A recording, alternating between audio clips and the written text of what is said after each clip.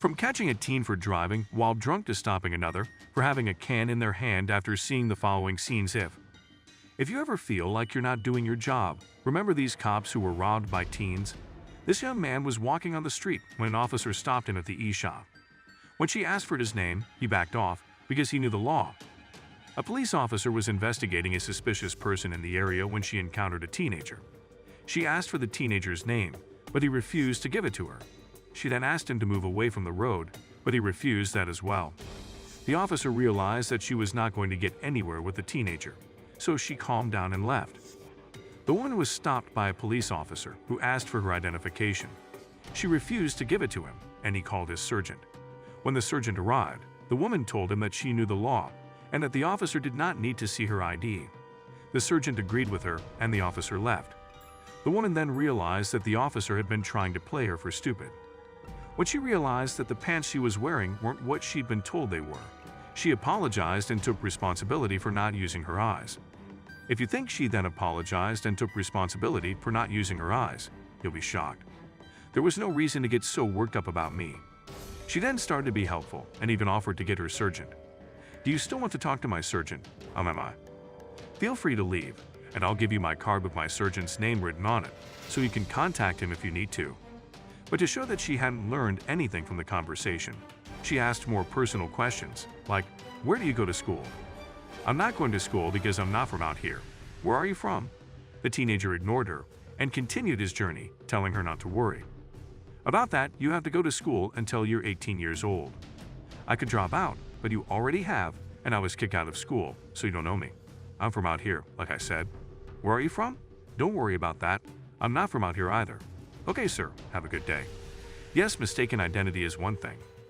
A police officer pulled over a 17-year-old girl and her friend for speeding. The officer claimed that their speed was 80 in a 55 miles per hour zone and that they needed to remove the stickers from their windows. The girl questioned the ticket, stating that they were following the officer, who was going the same speed as them and therefore should not be getting a ticket. The officer attempted to justify his actions by claiming he was chasing someone, but the girl pointed out that his lights were not on, so he was not exempt from the speed limit. The officer maintained that he was allowed to speed without his lights on, but the girl remained unconvinced. The girl's argument highlights a loophole in the law that allows police officers to exceed the speed limit without their lights on when chasing someone. However, the girl's assertion that the officer was not actually chasing anyone raises questions about the validity of the ticket. The incident serves as a reminder that police officers are not above the law and that their actions can be questioned. It also underscores the importance of clear and consistent traffic enforcement practices to ensure fairness and accountability. In a surprising turn of events, a police officer who pulled over a 17-year-old girl and her friend for speeding was caught off guard when the girl challenged his authority. The officer claimed they were speeding, but the girl cleverly pointed out that they were simply following the officer, who was going the same speed as them. The officer's attempt to justify his actions by saying he was chasing someone fell flat when the girl reminded him that his lights were not on, meaning he was not exempt from the speed limit. Caught off guard by the girl's sharp wit and knowledge of the law, the officer was left speechless, unable to refute her argument. This incident highlights the importance of knowing your rights and being prepared to challenge authority when necessary. The girl's quick thinking and unwavering determination turned the tables on the officer, reminding him that even those in positions of power are not above the law. A 17-year-old girl and her friend were pulled over by a police officer for speeding. The officer claimed that they were going 80 miles per hour in a 55 miles per hour zone, and that they also needed to remove the stickers from their windows. However, the girl questioned the validity of the speeding ticket, pointing out that they were following the officer, who was going the same speed as them. She further argued that the officer's lights were not on, which meant he was not exempt from the speed limit. The officer initially tried to justify his actions by saying he was chasing someone, but the girl remained adamant that his lights were off. The officer then attempted to change the subject by asking the girl to sign a white box, but she refused until he addressed her concerns about the speeding ticket. The girl's refusal to back down forced the officer to acknowledge the discrepancy in his actions. He realized that he had indeed broken the speed limit and that he had no legitimate reason for pulling the two teens over. Ultimately, the officer was forced to admit his mistake and let the girl and her friend go without issuing a ticket. This incident highlights the importance of questioning authority and holding those in power accountable for their actions. The girl's courage and assertiveness in this situation prevented her from being unfairly penalized for something she did not do. Her actions serve as a reminder that we should always be mindful of our rights and stand up for ourselves in the face of injustice. If you don't have any questions about the test, you may begin. Then he gave another sobriety test, and Gannicus quickly went through it a third time. He then asked for the breathalyzer and said, "Make sure blow me too, man. Give me a little blow, I will OZ. In a minute, they'll tell me." But Winters then gave another test. "Look at me, look only at me. Don't move your head." "Okay, gotcha." And another one, "I want you to stand with your feet together and your arms at your sides." At this point, I think this guy is making things up, and Gannicus did too. "Okay, one more test. Hold on, am I able to get this video once? If so, would that be easy to do?"